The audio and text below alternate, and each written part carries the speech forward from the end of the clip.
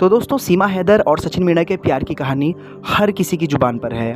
पाकिस्तान की रहने वाली सीमा हैदर भारत के सचिन के प्यार में सरहद पार से खींची चली आई और यह प्यार पबजी से परवान चढ़ा और इसी गेमिंग ऐप पर दोनों ने नंबर एक्सचेंज किए और यहाँ आने से पहले ही दोनों शादी के बंधन में बंध गए थे। सीमा ने हिंदू रीति रिवाज से शादी कर ली थी और उन्होंने हिंदू धर्म भी अपना लिया। सीमा के अनुसार 10 मार्च 2023 में नेपाल में दोनों की पहली बार मुलाकात हुई और वह टिकट लेकर अकेले नेपाल से यहाँ पहुंची थी। सचिन पर सीमा को बहुत भरोसा था। इस भरोसे के कारण उन्होंने यह फैसला उठाया था। सीमा पहले कराची से शारजहाँ पहुंची और फिर शाहजहाँ से नेपाल आई। सीमा के नेपाल पहुंचने से पहले ही सचिन नेपाल पहुंच चुका था और सचिन सीमा से मिलकर बहुत खुश हुआ और यह खुशी वह अल्फाजों में भी बयां नहीं कर सकता था। और 7 दिन तक वह काठमांडू में रहे और दोनों ने नेपाल में ही पशुपतिनाथ मंदिर में शादी कर ली थी। फिर दोबारा मिलने का वादा कर अपने अपने वतन वह दोनों लौट चुके थे। इसके बाद सीमा ने अकेले नहीं बल्कि चारों बच्चों को लेकर आने का फैसला किया। दोबारा मई में सीमा नेपाल के लिए बच्चों के साथ रवाना हुई और बच्चों के साथ मिलाकर सीमा को पूरी टिकट जो पड़ी वो पड़ी 6 लाख रुपए की।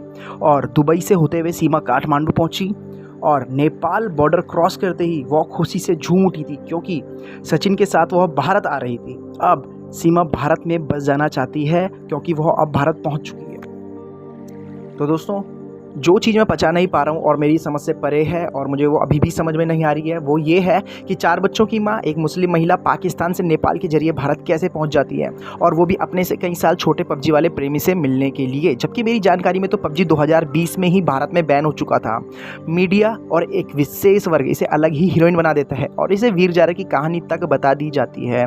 सब एक ही भेड़ चाल में ये लोग चल रहे हैं। पत्रकार दिन भर माइक लेकर हीरोइन का इंटरव्यू लेने में लगे हुए हैं। पुलिस, खुफिया एजेंसी, रॉ और सीबीआई और सीमा सुरक्षा बल वाले बड़े बड़े अधिकारी और देश प्रेमी लीडर आखिर अब कहाँ हैं? सीमा हैदर खुद को 5वीं पास बताती हैं, तो वो पर्दे में रहने वाली महिला को इतना कॉन्फिडेंस कैसे कि 4 बच्चों को लेकर वो निकल पड़ी और इतनी देशों की सुरक्षा व्यवस्था को चकमा देकर, वो भी एक साधारण सी महिला ने।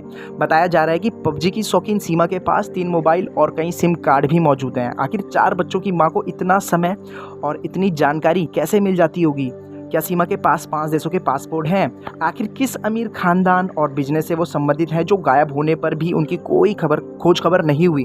और यहाँ तक कि फर्राटेदार इंग्लिश के साथ साथ हिंदी बोल लेती हैं साफ और भाषा में उर्दू लफ्ज़ों का बहुत कम प्रयोग करती हैं। अपने एक इंटरव्यू में सीमा नमाज के कलमे तक नहीं सुना पाई और ना ही वो ज़्यादा नमाज पढ़ती हैं, ये उनका कहना है।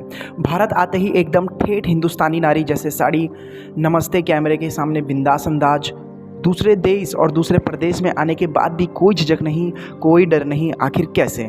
जिस देश में भारत और हिंदू धर्म के खिलाफ इतनी नफरत बोई जाती है, वहाँ से आकर एकदम राधा राधा नाम जपना, तुलसी जी को पानी देना, सिंदूर, मंगलसूत्र को अपनाना, ये मेरे गले से नहीं उतर रहा है। और बार बार भारत नागरिकता की मांग करना जैसे कि यहाँ की नागरिकता कोई रेवड़ी और मूंगफली जैसी हो।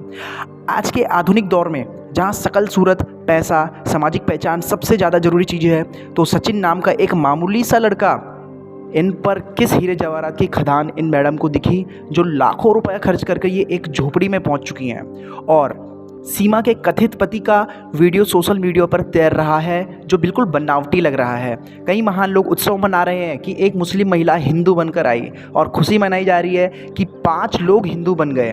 और मूर्खता की चरम तो देखिए दोस्तों, भारत की नागरिकता दिलाने के लिए सोशल मीडिया पर अभियान तक छिड़ चुका है। मेरा सवाल सीमा हैदर के स्वागत करने वालों से कि क्या आपने कभी मानव बम का नाम सुना है? 2 साल के बच्चे को भी जासूस के लिए जिसे प्रयोग किया जा सकता है। आप 2 साल के बच्चे तक को भी जासूसी के लिए हमें वो लोग तैयार कर सकते हैं, आईएसआई वाले लोग। क्या ये ख्याल आपके दिमाग में आया? यदि सीमा प्यार में सचमुच है तो ठीक है, वह अपनी स्वतंत्रता है उनकी, लेकिन नियम तो नियम होते हैं। और अगर सीमा किसी विशेष कारण भारत में दखल हुई तो बस सीमा को आप देख रहे हैं, लेकिन मैं 5 जासूसों और खतरों को देख रहा हूँ। दोस्तों, ये मेरा अपना मत है। तो दोस्तों, मेरा कहना बस ये है, जल्द से जल्द सीमा को वापस उनके पाकिस्तान भेजा जाए क्योंकि एक नियम नाम की भी कोई चीज़ होती है भारत में और नागरिकता इतनी आसानी से नहीं मिल सकती है इन्हें। तो अगर आपको वीडियो सही लगा हो, अगर आप मेरी बातों से सहमत हो तो वीडियो में कमेंट करिए और अपना मत दीजिए। और अगर आपको न्यूज़ सही लगी हो तो ज़रूर मेरे चैनल को सब्सक्राइब करें। मिलते हैं इसी तरह की नई वीडियो के साथ, तब तक के लिए धन्यवाद।